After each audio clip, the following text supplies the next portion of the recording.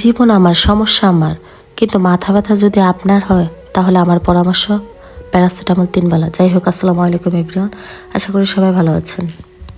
সকালে ঘুম থেকে উঠে রান্নাঘরে চলে আসলাম। আজকে নাস্তা বানাতে একটু ভালো লাগছিল না, তাই ভাবলাম চা খেয়ে ফেলি বিস্কিট দিয়ে।